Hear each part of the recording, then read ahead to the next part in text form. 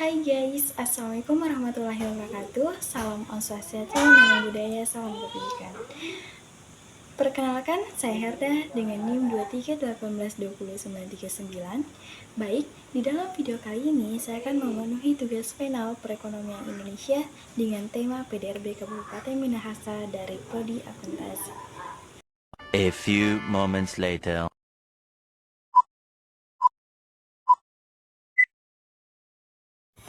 Baik, teman-teman sekalian, sebelum kita melangkah lebih jauh membahas mengenai pertumbuhan ekonomi yang ada di Kabupaten Minahasa, sebaiknya kita lebih mengenal terlebih dahulu tema yang akan kita bahas. Nah, pasti teman-teman sekalian masih ada yang bertanya-tanya, apa sih itu PDRB? Jadi, PDRB adalah suatu produk domestik regional bruto yang merupakan jumlah nilai tambah bruto atas barang dan jasa yang dihasilkan oleh seluruh sektor perekonomian yang ada di daerah tersebut dalam jangka waktu tertentu, biasanya dalam 1 tahun. Nah, PDRB ini terbagi menjadi dua, yaitu PDRB atas dasar harga berlaku dan PDRB atas dasar harga konstan. PDRB ADHB adalah yang menggambarkan jumlah nilai tambah barang dan jasa yang dapat dihitung berdasarkan harga pasar pada tahun yang bersangkutan. Kemudian PDRB ADHK adalah sering disebut sebagai PDRB real. Mengapa demikian? Karena di mana harga yang dihitung berdasarkan harga pada tahun dasar tertentu. Nah, selama periode 2013 hingga 2022, PDRB Kabupaten Minahasa menunjukkan pertumbuhan ekonomi yang signifikan, di mana data menunjukkan peningkatan yang konsisten, di mana pada tahun 2013 itu mencapai 8 jutaan, kemudian pada tahun 2015 meningkat menjadi 9 juta, 2017 meningkat menjadi 10 juta, kemudian 2018 meningkat menjadi 12 juta, dan pada akhirnya 2022 itu tercatat 12 juta 812.868 rupiah. Ini mencerminkan kesehatan ekonomi yang kuat. Pasti teman-teman masih penasaran kan, apa sih yang menjadi pendorong di dalam pertumbuhan ekonomi yang ada di Kabupaten Minahasa ini? Untuk itu lihat video berikutnya, akan ada laju pertumbuhan dan kontribusi yang akan dibahas. Jangan di skip, nonton terus. A few moments later. Dari data laju pertumbuhan dari 17 sektor yang ada, maka 2 sektor menyumbang sebagai dominan, di mana ada sektor pengendali listrik dan gas sebagai dominan pertama, karena pada tahun 2013 dengan pertumbuhan 15,69%, namun pada tahun 2014 terjadi penurunan, yaitu menjadi 8,91%. Perubahan dramatis muncul pada tahun 2016, di mana sektor pengadaan listrik dan gas mencatat pertumbuhan yang meningkat pesat mencapai 19,76%. Meskipun mengalami penurunan pada tahun berikutnya, pada akhir tahun baru kembali meningkat mencapai 12,37%.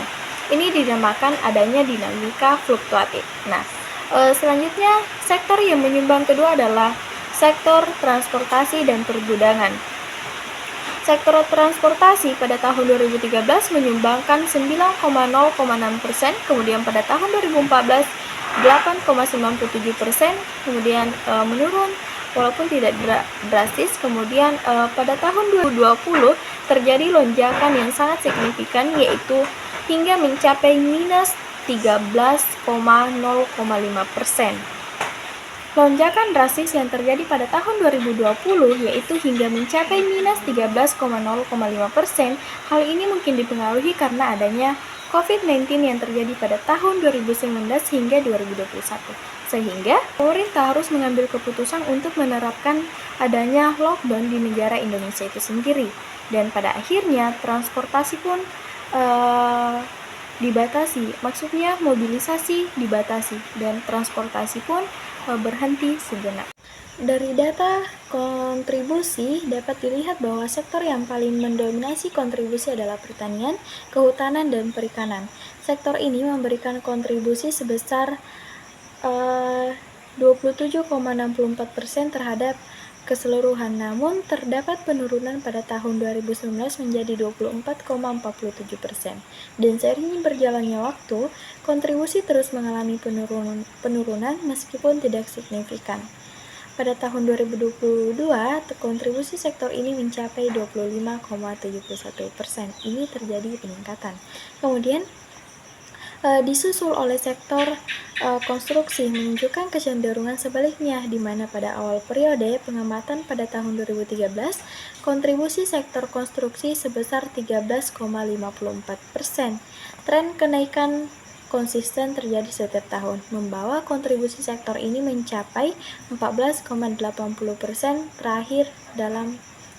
pada tahun terakhir dalam pengamatan.